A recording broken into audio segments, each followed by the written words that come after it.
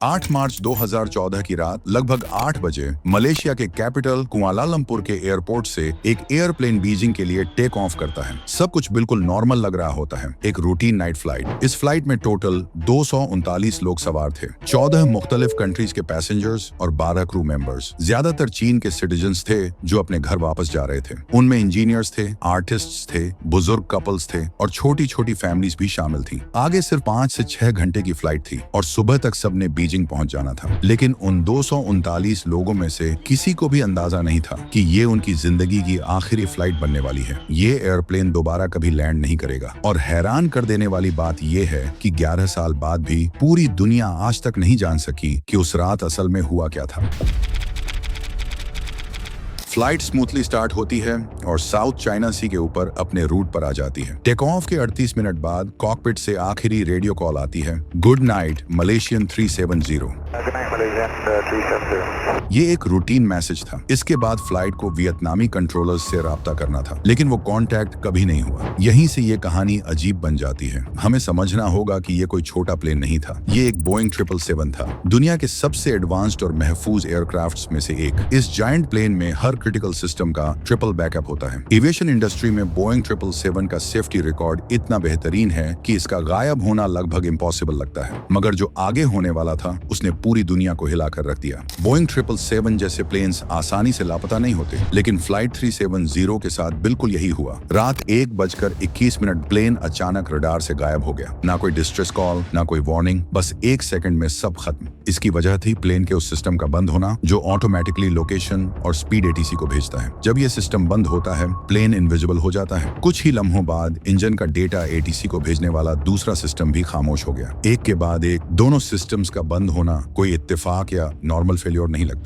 दो independent systems का एक साथ बंद होना थियोरेटिकली मुमकिन है, लेकिन रियलिटी में नामुमकिन के बराबर। पहला सिस्टम बंद करना आसान है, सिर्फ एक स्विच घुमाना होता है, मगर दूसरा सिस्टम बंद करना इतना सिंपल नहीं है। इसके लिए कॉकपिट फ्लोर के नीचे जाकर स्पेसिफिक वायर्स डिस्कनेक्ट करनी पड़ती है। ये काम कोई आम इंसान नहीं कर सकता। ये वही कर सकता है जो इस एयरक्राफ्ट की हर डिटेल से वाकिफ हो। इसके बाद सब कुछ कंट्रोल से बाहर निकल गया। वियतनामी और मलेशियन कंट्रोलर्स के दरमियान कंफ्यूजन की वजह से कीमती घंटे जाया हो गए। जब तक एहसास हुआ कि प्लेन लापता है, तब तक बहुत देर हो चुकी थी। दुनिया भर के शिप्स और एयरक्राफ्ट्स साउथ चाइना सी की तरफ दौड़ पड़े। प्लेन का मलबा और लाइफ जैकेट्स की तलाश हुई, लेकिन कुछ नहीं मिला, क्योंकि प्लेन वहां था ही नहीं। बीजिंग और कुआलालंपुर के होटलों में फैमिली सिर्फ एक खबर का इंतजार कर रही थी, मगर ऑफिशियल्स के पास वही पुराने जेनरिक जवाब थे। असल में किसी को नहीं पता था कि उन 239 लोगों के साथ क्या हुआ है। फैमिलीज का सब्र टूट रहा था। वो सिर्फ सच मांग रहे थे, लेकिन सच किसी के पास नहीं था। ये क्राइसिस मैनेजमेंट की तारीख की सबसे बड़ी नाकामी बन गई।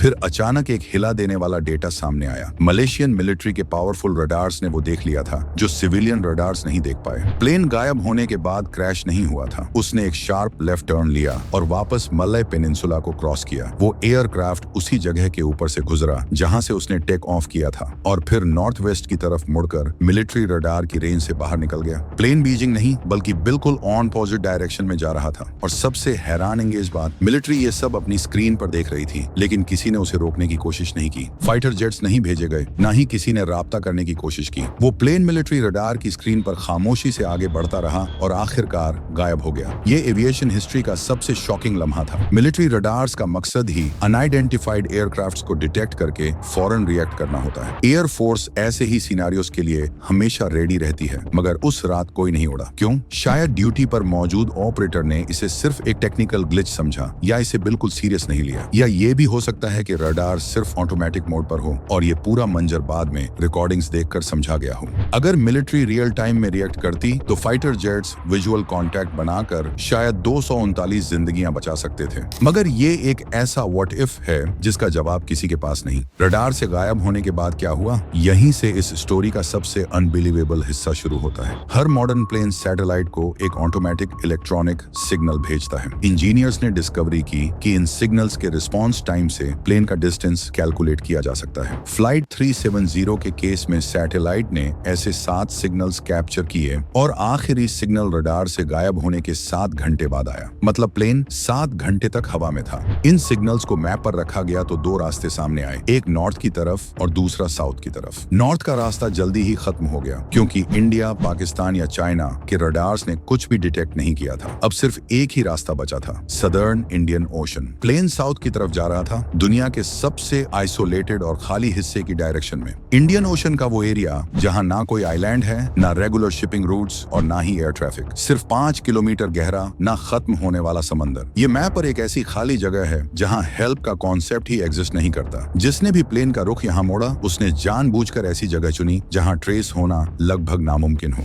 और वो अपने प्लान में कामयाब भी रहा। 7 घंटे की फ्लाइट के बाद जब फ्यूल खत्म हुआ, सैटेलाइट ने आखिरी सिग्नल रिकॉर्ड किया और फिर हमेशा के लिए खामोशी छा गई। अब सबसे बड़े सवाल ये हैं, कॉकपिट के अंदर असल में क्या हो रहा था, सिस्टम्स किसने बंद किए और 239 लोगों को 7 घंटे तक मौत की तरफ कौन ले जा रहा था। इस केस की 3 मेजर थ्योरीज हैं, मगर कोई भी आज तक प्रूव नहीं हो सकी। पहली थ्योरी, टेक्निकल फेलियर। माना जाता है कि फायर या शॉर्ट सर्किट की वजह से सिस्टम्स बंद हो गए। ये थ्योरी कम्युनिकेशन गैप को तो एक्सप्लेन करती है, मगर प्लेन के कंट्रोल टर्न्स और 7 घंटे की लंबी फ्लाइट का जवाब नहीं दे पाती। अगर प्लेन के सिस्टम बंद हो जाते तो वो इतनी स्टेबिलिटी के साथ उड़ नहीं सकता था। दूसरी थ्योरी, हाईजैकिंग। ख्याल किया गया कि किसी ने कॉकपिट पर कब्जा कर लिया। शुरुआत में 2 ईरानी पैसेंजर्स पर शक हुआ जो फेक पासपोर्ट्स यूज कर रहे थे, लेकिन इन्वेस्टिगेशन में उनके खिलाफ कोई ठोस सबूत नहीं मिले। सवाल वही रहता है, अगर ये हाईजैकिंग थी तो किसी ग्रुप ने इसकी जिम्मेदारी क्यों नहीं ली और प्लेन को किसी मकसद के लिए यूज करने के बजाय समंदर में क्यों डुबाया गया। इन्वेस्टिगेशन ने जल्दी ही क्लियर कर दिया कि वो दोनों पैसेंजर्स सिर्फ इलीगल माइग्रेंट्स थे, टेररिस्ट्स नहीं। बाकी पैसेंजर्स में भी कोई सस्पिशियस बैकग्राउंड नहीं मिला। सवाल यही है, क्यों?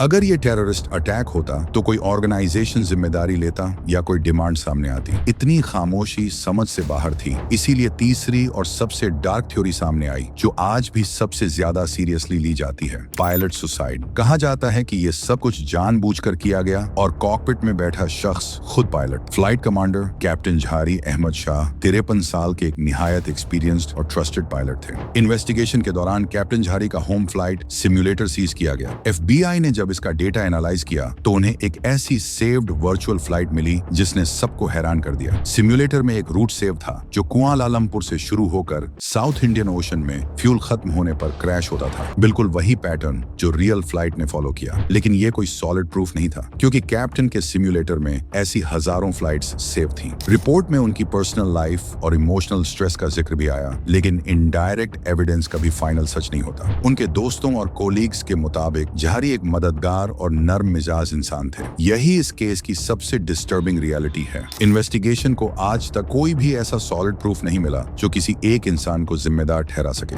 सिम्युलेटर रूट सिर्फ एक सुराग है, कोई आखिरी फैसला नहीं। ब्लैक बॉक्सेस के बिना हम शायद कभी नहीं जान सकेंगे कि गुड नाइट 370 के बाद कॉकपिट में असल में क्या हुआ था। 2018 की ऑफिशियल रिपोर्ट ने भी किसी को ब्लेम नहीं किया, सिर्फ ये माना कि प्लेन मैनुअल कंट्रोल में था। लेकिन सबसे बड़ा सवाल अब भी वही है, उन 7 घंटों में 227 पैसेंजर्स पर क्या गुजरी होगी? क्या उन्हें अंदाजा था कि उनका प्लेन मौत की तरफ जा रहा है? सबसे कम तकलीफ देह एक्सप्लेनेशन जो एक्सपर्ट्स देते हैं वो है कैबिन डिप्रेशराइजेशन। अगर किसी ने प्लेन को 12 किलोमीटर की ऊंचाई पर ले जाकर कैबिन का प्रेशर गिरा दिया हो तो सिचुएशन चंद मिनटों में क्रिटिकल हो जाती है। इतनी ऊंचाई पर हवा इतनी पतली होती है कि इंसान चंद सेकंड्स में बेहोश होने लगता है। सीट्स के ऊपर से गिरने वाले इमरजेंसी ऑक्सीजन मास्क भी सिर्फ 12 से 15 मिनट तक साथ देते हैं। अगर इस दौरान प्रेशर रिस्टोर ना किया जाए तो पूरे कैबिन में लोग धीरे धीरे गहरी नींद में चले जाते हैं। ऑक्सीजन की कमी का सबसे खौफनाक सच ये है कि इसमें दर्द नहीं होता, इंसान को अंदाजा भी नहीं होता कि वो बेहोश हो रहा है। अगर ये सिनारियो सच है तो पैसेंजर्स के पास रिएक्ट करने का वक्त ही नहीं बचा था। अगर ये बात सही है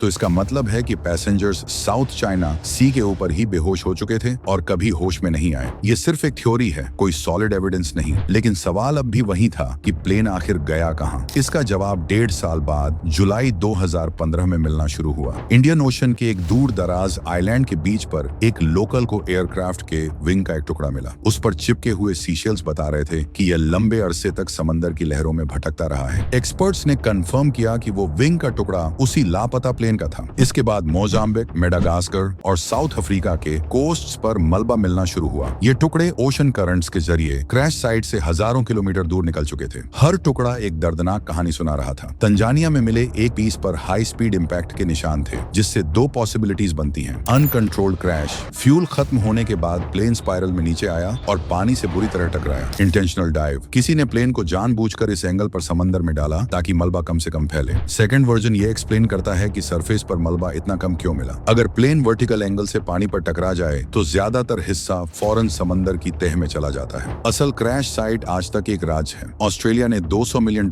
खर्च किए और 5 किलोमीटर गहरे ओशन फ्लोर को स्कैन किया, मगर कुछ नहीं मिला। प्लेन वहीं कहीं नीचे है, मगर समंदर इतना खामोश है कि वो आज तक अपनी कहानी छुपाए बैठा है। 11 सालों में समंदर ने उसे इतनी महारत से छुपा दिया है कि मॉडर्न इंस्ट्रूमेंट्स भी उसे नहीं ढूंढ पा रहे। बहुत सी प्राइवेट कंपनियों ने नई टेक्नोलॉजी के साथ फिर से सर्च का ऐलान किया है। एक हल्की सी उम्मीद है कि शायद अब प्लेन मिल जाए, लेकिन कोई गारंटी नहीं। अगर प्लेन मिल भी गया तो क्या हमें जवाब मिलेंगे? ब्लैक बॉक्सेस की बैटरियां कब की खत्म हो चुकी हैं और नमकीन पानी का प्रेशर उन्हें डैमेज कर चुका होगा। इस हादसे ने एविएशन इंडस्ट्री को हमेशा के लिए बदल दिया। 8 मार्च 2014 के बाद नए सख्त रूल्स आए। अब हर प्लेन को सैटेलाइट के जरिए अपनी लोकेशन कंटिन्यूअसली शेयर करनी होती है ताकि कोई और फ्लाइट इनविजिबल ना हो सके। क्रू की स्क्रीनिंग सख्त हुई और मिलिट्री सिविलियन कोऑर्डिनेशन को बेहतर बनाया गया। 239 लोगों ने अपनी जान खो दी, लेकिन उनकी कहानी ने शायद आने वाली हजारों जिंदगियों को महफूज कर दिया।